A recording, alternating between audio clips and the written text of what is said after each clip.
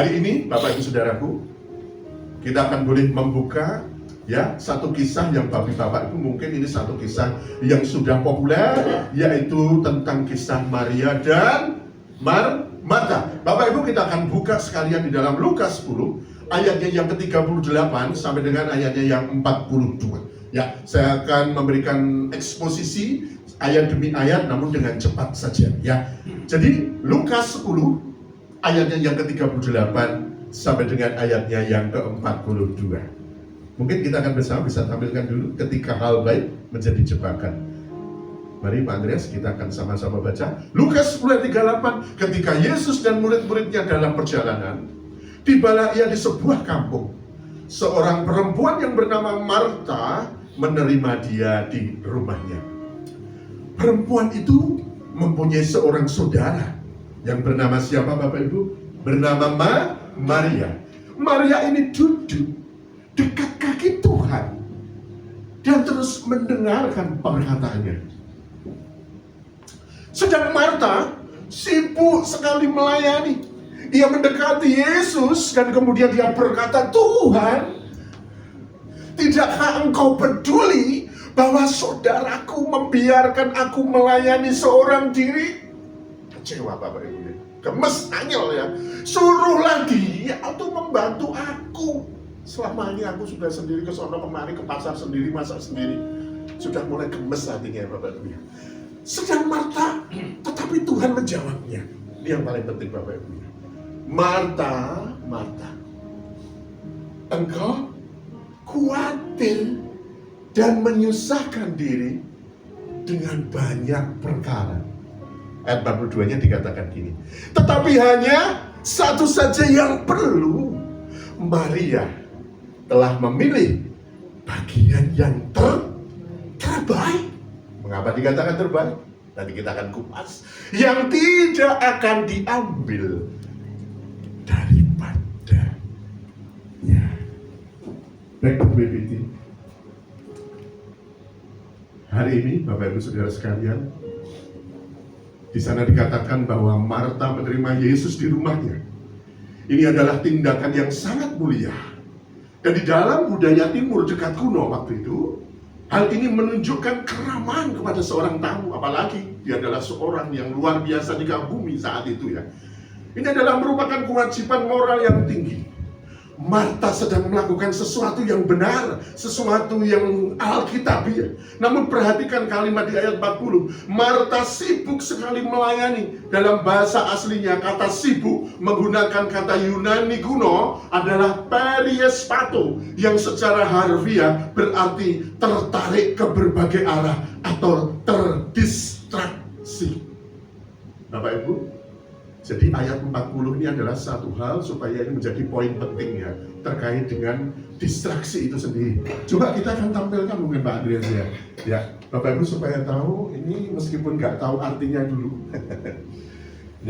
Ini adalah Lukas 10 ayat 40 dalam bahasa aslinya.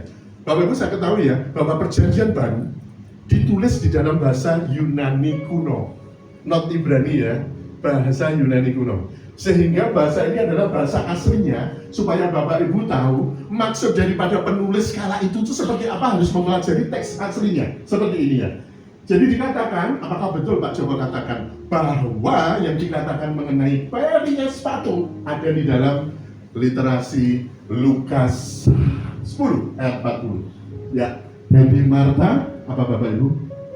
Ada periespato atau peripolen diakonian epistasa de iben kiri au melesopotihe apel momenen mekatelipan diakone epion atehina moe siantila berbai. Ini adalah bahasa Yunaninya Bapak Ibu ini. Coba jadi di sana ada kata periespato.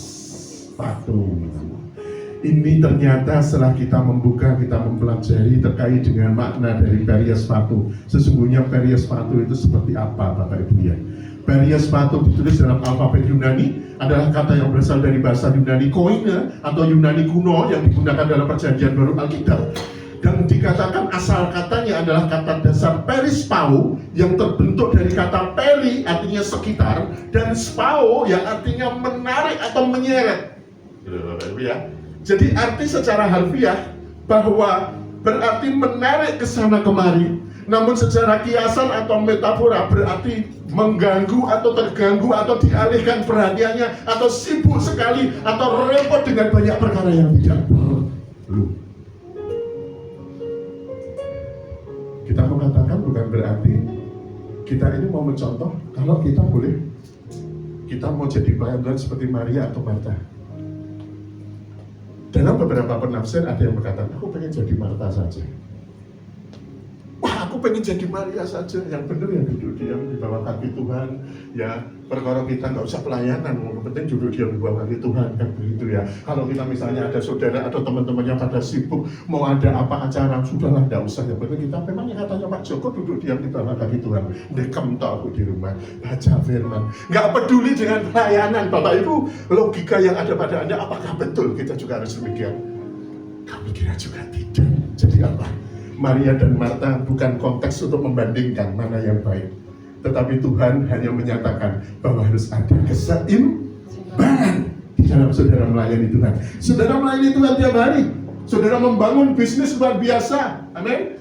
Saudara membangun karier luar biasa, saudara membangun studi luar biasa, tetapi saudara tahu, lama-lama saudara meninggalkan arus pelayanan. Tidak ada waktu kembali untuk 10-15 menit duduk diam baca firman. Tidak pernah lagi ada kesempatan kita untuk apa, Bu? Berkomunikasi dengan Tuhan. Ada waktu diam di mana 10-15 menit kita untuk mengingat janji Tuhan, untuk melihat segala sesuatu di dalam firman Tuhan dalam hidup saya dan saudara. Pertanyaan saya, iya atau ya? Mungkin kalau di sini belum terlalu parah ya Bapak Ibu ya, tapi saya mau ingatkan ini. Pelayanan boleh saja. Pekerjaan boleh saja, ya. Tetapi kalau you pelayanan jangan lupakan keluargamu, amin.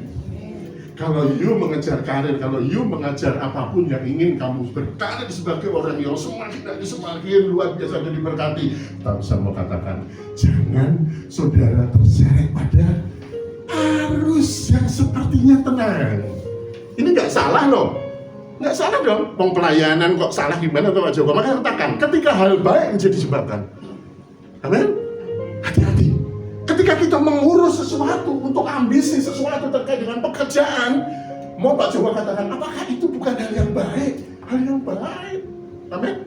Siapa sih nggak mau ada kemajuan di dalam pekerjaan, karir, studi Anda, kehidupan pribadi Anda, pelayanan Anda setiap waktu ambil semua konteks pelayanan ya sekaligus. Tapi saya mau katakan, Anda tidak punya waktu duduk diam di hadapan Tuhan. Ini adalah yang dikatakan menjadi bagian yang terbaik. Bukan berarti yang dilakukan pelayanan, mengejar karir, mengejar harta, mengejar popularitas, itu bukan hal yang tidak baik Bapak Ibu. Tetapi Tuhan katakan hal yang terbaik Maria ambil. Jadi siang hari ini Bapak Joko nggak menyalahkan saudara untuk sibuk, super sibuk dalam pelayanan, dalam mengejar pekerjaan saudara, karir saudara, ya. Tapi Pak Joko mau ingatkan, jangan sampai yang hal baik itu saudara lupa bagian yang terbaik. Bagian yang terbaik apa Bapak Ibu? Duduk diam di bawah berdoa kepada Yesus. Kasih waktu kontemplasi untuk menyembah Tuhan. Amin Bu. Mengakui kelemahan kita, hidup kita milik Tuhan. Menyerahkan pekerjaan kita, menyerahkan pelayanan kita, menyerahkan gereja kita, menyerahkan keterbatasan masa depan kita Tuhan. Duduk diam. Amin. Sampai kanan kiri. Lakukan yang terbaik. Lakukan bagian yang terbaik. Apa? Duduk diam. Berikan waktu untuk Tuhan. Amin Bapak Ibu Saudara. Dalam kehidupan nyata kita sering lihat hal-hal yang seperti saudara lihat di dalam PPT yang saya tampilkan di atas.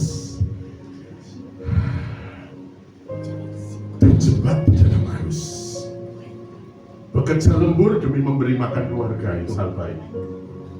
Kita mengambil 5 tanggung jawab sekaligus atau lebih di gereja karena merasa kita nggak enak sama Pak Joko, sama gembalanya. Memastikan rumah selalu bersih, anak-anak les di tempat terbaik, ya kan? Membuat pembenahan supaya apa usaha kita semakin hari semakin maju, belajar tiap hari, semuanya selalu untuk masa depan daripada adik-adik yang saat ini belajar. Tetapi jika semua hal baik itu membuat Anda tidak punya waktu untuk duduk diam di hadiratnya, Anda sedang terseret arus. Rim karem kesibukan membuat kita merasa harus melakukan semua hal sampai kita lupa siapa yang sebenarnya kita layani di dalam hidup ini. Bapak Ibu, ada beberapa terkait dengan gejala. Ya, misal singkat saja, gejalanya apa sih Pak Joko kalau kita sudah mulai masuk ke arus recurrent tadi ya, recurrent spiritual, recurrent rohani. Yang pertama adalah ayat 40 dikatakan ada distraksi. Melakukan hal-hal baik, pelayanan pekerjaan apapun, namun hati semakin hari merasa jauh dan kehilangan fokus pada Tuhan. Ada yang di tempat ini gitu? Gak ada ya Bu ya? Melakukan hal baik loh ya, pelayanan pekerjaan apapun, namun hatinya semakin hari rasanya kok kehilangan fokus pada Tuhan. Hati-hati ini ciri pertama daripada recurrent spiritual. Yang kedua, kekecewaan. Mulai membandingkan diri dengan orang lain dan merasa menjadi korban dalam kesibukannya. Padahal itu ya salah diri Bapak ya. Sudah diingatkan ya. Wah, kamu jangan terlalu sibuk teman ya. Kamu gak pernah pelayanan sekarang. Misalnya begitu. Wah, ngapain lupa? Pelayanan kita juga untuk Tuhan, aku kerja juga untuk masa depan. Tidak salah kan? Ya kan? Tapi pada saat kesibukannya semakin hari semakin demikian, semakin jauh dia dari pantai, semakin jauh daripada Yesus yang menjaga pantai, terseret oleh arus yang sepertinya tenang, Bu ya, baik. Ini berbahaya sekali. Makanya hati-hati untuk jemaat ini. Pak Joko ingatkan, arus recurrent spiritual mengancam di sekitar kita. Yang ketiga, kekhawatiran. Jika jiwa merasa tenang dan penuh tekanan meskipun secara fisik Anda terlihat kesana kemari, terlihat produktif, tidak ada masalah, tapi jiwanya kosong, ya, merasa penuh tekanan, merasa ada sesuatu yang membuat dia hidupnya setiap hari ada yang masih belum puas untuk melakukan sesuatu. Hati-hati Bapak Ibu ya. Apa artinya orang memperoleh seluruh dunia bila kita kehilangannya, wahmu, kehilangan jiwa. Yesus tidak akan tanya seberapa besar prestasi, tapi seberapa banyak engkau boleh duduk diam, engkau boleh memanggil dia di dalam kehidupan saya dan Bapak Ibu Saudaraku. Pertanyaan yang lain adalah bagaimana langkah selamat dari arus ini Bapak Ibu ya. Saya bagikan beberapa tips dengan cepat ya. Jadi jika jemaat merasa sedang terseret arus beban hidup seperti Marta ini, maka yang pertama adalah jangan panik ya. Don't fight the current ya. Karena secara fisik saat terseret recurrent, refleks manusia adalah berenang sekuat tenaga melawan arus ke arah pantai. Hasilnya apa? Kelelahan dan akhirnya malah tenggelam. Betul gak ya? Begitu terseret itu seberapa sih berenang olimpiade saja cuma 2 meter per detik ya. Nyeretnya 4 meter Bu. Jadi kalau panik itu biasanya langsung balik, dia kok pengen segera kembali. Ini akhirnya apa? Kesal, capek Bapak Ibu ya. Ini akan melelahkan saudara. Kalau pada saat seperti itu, bagaimana secara rohani? Pada saat stres, kita cenderung bekerja lebih keras. Amin. Mengandalkan kekuatan sendiri. Amin. Berhenti sejenak. Akui di hadapan Tuhan dan katakan, Tuhan, aku sedang kewalahan. Aku tidak bisa melakukannya sendiri. Bapak Ibu sudah dikasih Tuhan. Ketenangan adalah kunci yang pertama. Pada saat engkau merasa tanda-tanda recurrent di dalam hidup rohanimu itu mendera kehidupan saya dan Bapak Ibu. Kemudian yang kedua Bapak Ibu, mengapung saja atau float life. Secara fisik para ahli keselamatan laut ya itu mengatakan bahwa menyarankan cukup pada saat keadaan seperti itu saudara mengapung aja. Ini menghemat energi dan menjaga kepala tetap di atas air. Ya. Secara rohani apa? Inilah yang dilakukan Maria. ia mengapung di kaki Yesus. Mengapung artinya apa? Membiarkan kasih Tuhan menopang dia ketika dia tidak sanggup untuk berenang. Luangkan waktu untuk menyembah Tuhan tanpa meminta apapun. Kira-kira pernah saudara lakukan? Lelah bu, capek, sesok kayak piye gitu bu ya. Sebenarnya masa depanku piye, lelah, dipikir dia bu, dilawan sendiri, dihibur sendiri, ya toh, karaoke, yo baru mulai karaoke kok yo pikiran meneh, gitu bu ya. Waduh jadi piye toh, ya, kok ketemu karo Pak Joko Bu Joko, engko yo sambat meneh piye toh. Bapak Ibu Saudaraku, pernahkah saudara sedemikian? Pak Joko dulu juga sama. Tapi siang hari ini, biarkan saudara mengapung. Amin. Lord life. Saudara biarkan Tuhan boleh menopang kita dan kita berikan waktu untuk menyembah tanpa meminta apapun. Yang ketiga, berenang sejajar Bapak Ibu ya. Swim paralel jadi dikatakan ya. Artinya apa? Untuk keluar dari rip current ini, Anda harus berenang sejajar dengan garis pantai atau menyamping, bukan lurus ke arah pantai. Artinya apa? Secara rohani alihkan fokus Anda. Jangan fokus pada masalah atau pantai yang jauh yang ingin saudara capai, tapi fokuslah sejajar pada sumber kekuatan dan sumber kehidupan. Siapa dia? Fokus pada Yesus. Ubah daftar to-do list Anda menjadi daftar syukur. Ubah keluar menjadi pujian. Fokus penyamping ini akan membawa Anda keluar dari zona arus yang kuat yang membelenggu Anda. Amin Bapak Ibu. Beri kemuliaan untuk Tuhan kita sang penjaga pantai yang seharusnya sering saudara lupakan dalam kehidupan saudara. Ojo dilawan Bapak Ibu ya. Tetapi saudara berenang menyamping Bapak Ibu. Menyamping. Paralel dengan sang penjaga pantai. Ya, mengingat sang penjaga keselamatan itu. Jangan kau lawan. Jangan kau usaha dengan tenaga dan kekuatanmu sendiri. Dan ini yang terakhir, angkat tangan dan berteriak, sandal fohat. Artinya apa? Jika sudah nggak kuat, angkat satu tangan untuk memberi kode kepada penjaga pantai atau lifeguard. Tolong,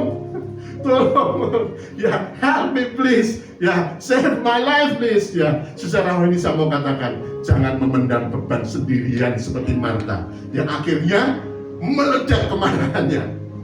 Hubungi rekan seiman, hubungi Pak Joko Bu Joko,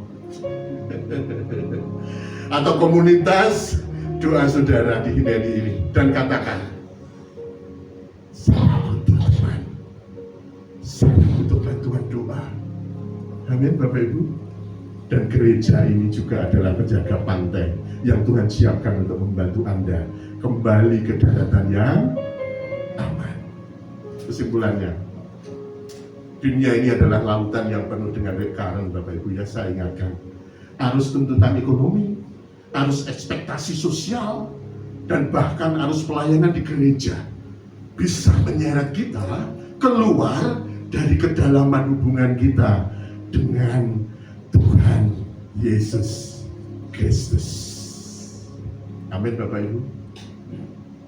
Yesus tidak menyuruh Maria berhenti memasak Bapak Ibu ya. Yesus hanya ingin Marta tidak dikuasai oleh masakannya. Yesus menginginkan hati Marta sebelum dia menerima pelayanan Marta. Sama seperti Maria. Mari kita temukan waktu untuk duduk, bukan karena kita malas, tetapi karena kita tahu bahwa tanpa kekuatan dari kaki Yesus, kita akan hanyut ditelan oleh badai kehidupan. Tantangannya apa minggu ini Bapak Ibu? Saya menantang saya dan saudara, coba evaluasi hidup Anda. Apakah Anda merasa lelah, sering marah, dan merasa Tuhan tidak peduli dengan hidup saudara? Jika iya, Anda mungkin sedang terseret arus. Ambil waktu 15-20 menit setiap hari Minggu, tanpa handphone, tanpa daftar cucian, tanpa urusan kantor, tanpa daftar dolar, hanya untuk duduk baca satu perikop firman, berbicara pada Tuhan, pilih bagian terbaik itu, maka arus dunia tidak akan sanggup untuk menenggelamkan Bapak Ibu Saudara. Amin. Amin. Saya akhiri dengan satu ilustrasi. Next Pak Andreas. Bapak Ibu, sebenarnya ini sering sekali saya ungkapkan, tapi dalam hubungan kisah ini saya persingkat. Mengingat ilustrasi tentang hidup seseorang yang bernama John D. Rockefeller, ya. Kisah hidup John D. Rockefeller atau John Rockefeller ini adalah orang terkaya dalam sejarah modern, Bapak Ibu ya. Dia seorang raja minyak. Ini adalah ilustrasi nyata tentang seseorang yang hampir tenggelam dalam rekal atau arus pecah dalam kehidupan karena kesibukan dan ambisinya, namun berhasil selamat karena menemukan kaki Yesus. Demikian dikatakan Bapak Ibu. Yang pertama adalah arus yang menyeret. Ambisi menjadi raja minyak. Di masa mudanya, Rockefeller terjebak dalam arus pengejaran kekayaan yang luar biasa. Dan dia dari seorang yang tidak punya, akhirnya dia kemudian menjadi raja minyak. Dan ada satu perusahaan yang sangat legendaris namanya Standard Oil. Dan kekayaan daripada John D. Rockefeller pada saat itu, Bapak Ibu Saudaraku, adalah sebesar 371 miliar US dollar. Ini terjadi pada tahun 1891. Bapak Ibu, nilainya berapa kalau US dollarnya sekarang? Jadi kalau sekarang tercatat di Forbes, orang ini masih hidup, orang ini lebih kaya dari Elon Musk, Bapak Ibu. Orang ini lebih kaya dari Elon Musk. Ya, ini terjadi pada tahun 1800-an dan kekayaannya sudah sebagian besar. Bagaimana yang terjadi, Bapak Ibu ya? Masa mudanya habis dengan kekayaan, dengan mengejar etos kerja yang sudah tidak melihat apa lagi. Dia hanya ingin kaya dan super kaya dan super kaya. Kaitannya apa dengan Martha? Seperti Martha yang sibuk sekali melayani, Rockefeller sibuk sekali membangun kekuasaan bisnisnya, hingga ia tidak memberi waktu untuk Tuhan, untuk melihat orang lain. Ya Bapak Ibu. Yang kedua, kemudian mengalami gejala kelelahan atau dia mulai tenggelam secara fisik dan rohani. Karena pada usia 53 tahun, Rockefeller mengalami dampak dari melawan arus ini. Ya, ia menjadi orang terkaya di dunia, tetapi ia kemudian divonis menderita penyakit pencernaan parah yang saat itu langka, yang namanya adalah alopecia. Jadi penyakit ini tidak bisa mencerna makanan, Bapak Ibu. Hanya mencerna apa? Dia hanya bisa makan setiap hari 1 biskuit gandum dan susu asam saja. Ia tidak bisa tidur, hidup dalam ketakutan. Bapak Ibu, susu masam dan biskuit gandum yang dia makan setiap hari, itu nilainya hanya 1 US dollar saja. Jadi kalau dia membelanjakan lebih dari itu nggak bisa, padahal kekayaannya bisa membeli Amerika. Ya, Bapak Ibu Saudara dikasihi Tuhan, secara finansial ia berada di puncak, namun secara jiwa ia sedang tenggelam dalam recurrent kekhawatiran. Persis seperti Yesus yang menegur Martha, engkau khawatir dan menyusahkan diri dengan banyak perkara. Yang ketiga, ada satu titik balik Bapak Ibu ya. Saat dokter memvonisnya tidak akan hidup lebih lama dari usianya saat itu yang 52 tahun, maka dia memutuskan untuk berhenti melawan daripada ambisinya. Keputusannya sangat radikal. Apa? Ia mulai membagikan kekayaannya melalui apa? Rockefeller Foundation. Ia mulai mempraktekkan iman Kristennya dengan lebih mendalam, bukan sebagai rutinitas, tetapi sebagai gaya hidup yang memberi. Dan banyak jiwa, ya, banyak pelayanan didukung oleh Rockefeller Foundation bahkan hingga hari ini, Bapak Ibu. Hasilnya apa? Setelah ia berhenti mengajar arus uang, ambisinya, dan mulai duduk tenang untuk berbagi sebagai filantropi, kesehatannya secara ajaib membaik. Ia yang divonis mati di usia 53 tahun, jadi punya kesempatan hidup hanya 1 tahun saja. Akhirnya dia hidup hingga usianya yang ke-97 tahun. Luar biasa Bapak Ibu ya. Aplikasinya apa untuk jemaat? Rockefeller membuktikan bahwa hanya satu yang perlu. Saat ia mengajar dunia atau arus, ia hampir mati.